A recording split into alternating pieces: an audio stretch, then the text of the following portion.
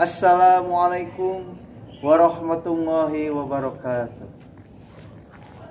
Innal hamdalillah nahmaduhu wa nasta'inuhu wa nastaghfiruh wa na'udzubillahi min syururi anfusina wa min sayyiati a'malina may yahdihillahu fala mudhillalah wa may yudhlil fala hadiyalah.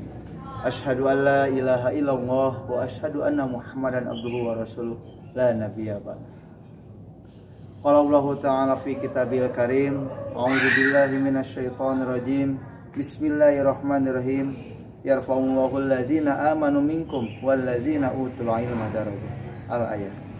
Pertama-tama marilah kita panjatkan puji dan syukur kepada Allah Subhanahu wa taala karena dengan rahmat dan inayahnya kita masih diberikan sehat, baik itu sehat masih diberikan kenikmatan, diantaranya nikmat iman serta nikmat Islam, juga nikmat sehat walafiat, sehingga kita masih bisa berpuasa di bulan Ramadan yang penuh berkah. Tidak ketinggalan salawat beserta salam semoga tercurah limpahkan kepada junjungan alam, yakni Habibana wa Nabiyana Muhammad sallallahu alaihi wasallam, kepada keluarganya, sahabatnya, para tabi'in tabi'atnya, dan kita semua selaku umatnya. Mudah-mudahan diberikan syafaat yaumil qiyamah. Amin ya Allah. Para netijawan dan netijawati yang dimuliakan oleh Allah Subhanahu wa taala. Pada kesempatan kultum kali ini tentunya yang terhormat kepada seluruh sivitas akademika di SD Plus Al-Aitam, ada Pak Awal sebagai kepala sekolah, ada Pak Sandi juga, Pak Anas. Terima kasih atas kesempatan yang telah diberikan untuk saya berbicara kultum kuliah 7 menit. Tapi bukan hanya itu, mungkin bisa jadi kutil atau kuma atau kupat, misalkan kuliah 4 menit.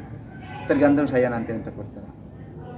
Dan para siswa-siswi SD Plus Al-Aitam yang saya banggakan, pada kesempatan kali ini saya akan menjelaskan tentang kewajiban seorang pelajar dalam menuntut ilmu kepada dirinya sendiri. Tentunya ketika kita menjadi seorang pelajar, ataupun kita sebagai seorang santri atau sebagai penuntut ilmu misalnya, tentunya kita punya tanggung jawab untuk kita menyerap ilmu supaya ilmu kita masuk ke dalam diri kita. Nah, apa saja yang harus dipersiapkan atau apa saja kewajiban kita untuk menjaga kita sebagai penuntut ilmu terhadap diri sendiri. Di dalam kitab Adabut Ta'lim Muta'alim karya Hadratus Syekh Hasyim Asy'ari, tentunya ada 10 macam kewajiban penuntut ilmu kepada dirinya sendiri. Tapi mungkin tidak 10, hanya 2 saja akan saya jelaskan, dan mudah-mudahan bisa diserap oleh para pelajar di SD Plus Al-Aitam juga sebagai pedoman supaya kita lebih berhati-hati dan lebih bisa menerima apa yang telah diajarkan oleh guru terhadap muridnya. Yang pertama, al-awalu ayutahhara qalbahu. Tentunya pelajar, penuntut ilmu, santri wajib menjaga hatinya. Dari apa? Apa yang harus dijaga tentunya? Nah, dari sifat-sifat yang tercela.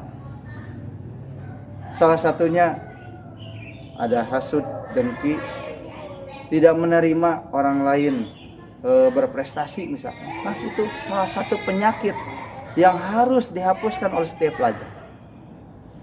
Nah, karena apa? Karena ketika kita menuntut ilmu, tentunya hati kita itu harus bersih. Harus bersih. Kenapa harus bersih?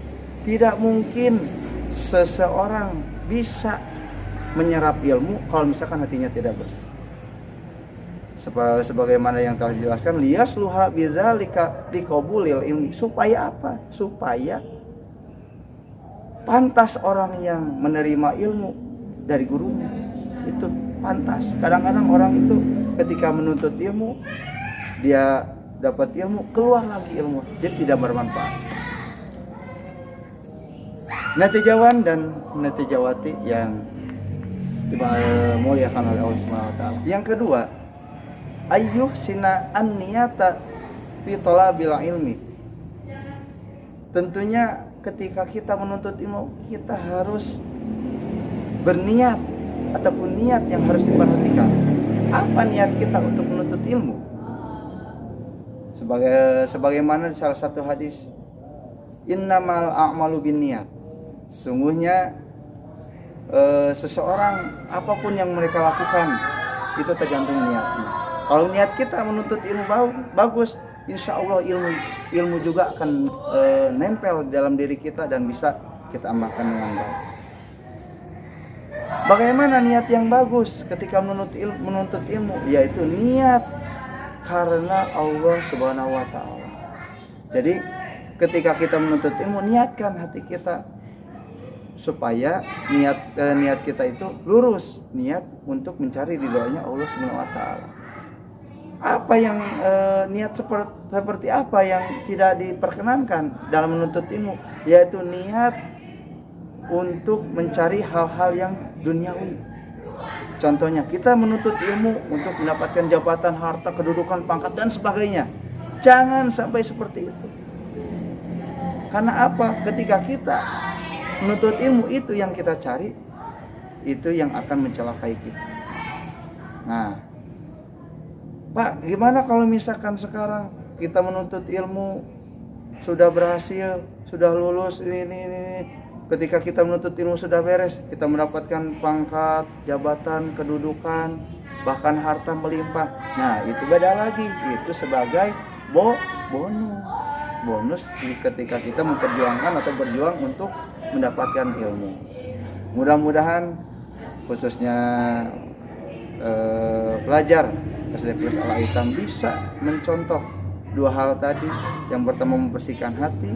Yang kedua, niat menuntut ilmu untuk mencari ridha Allah Subhanahu wa Ta'ala. Mudah-mudahan semuanya mendapatkan ilmu yang bermanfaat dan menjadi anak yang soleh dan soleh. Amin ya Allah ya Rabbal alamin. Mungkin itu yang dapat saya sampaikan. Mudah-mudahan ada manfaatnya dan mudah-mudahan kita semua diberikan kesehatan supaya kita bisa menyelesaikan bulan Ramadan yang penuh berkah ini. Akhirul kalam, wallahu fiq, laqomitarik. Assalamualaikum warahmatullahi wabarakatuh.